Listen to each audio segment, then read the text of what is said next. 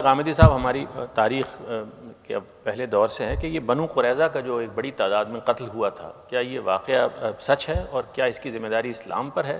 کہ جب اللہ کا رسول زمین پر آ جاتا ہے تو پھر جو قیامت میں جزا و سزا ہونی ہے وہ اسی دنیا میں ہوتی ہے اس قوم کے لیے، اور اس کا اصول یہ ہے کہ وہ لوگ جو شرک کو بطور دین اختیار کیے ہوتے ہیں ان کو موت کی سزا دے دی جاتی ہے۔ اگر رسول کے ساتھی تعداد میں ہوں تو ان کے ذریعے سے، ورنہ آسمان سے عذاب آ جاتا ہے۔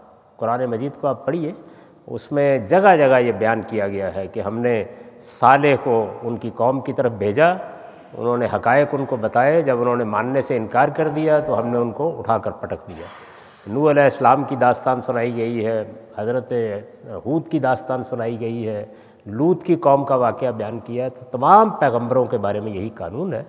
تو رسول اللہ صلی اللہ علیہ وسلم کے زمانے میں جو آپ کے لوگ تھے جن کو آپ نے پیغام پہنچایا، ان کو بھی ایک خاص وقت میں الٹیمیٹم دے کے موت کی سزا دے دی گئی تھی۔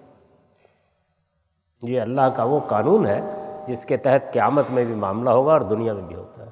یہ اس بات کی دلیل تھی کہ خدا زمین پر آ گیا ہے اور اس نے اپنا فیصلہ سنا دیا۔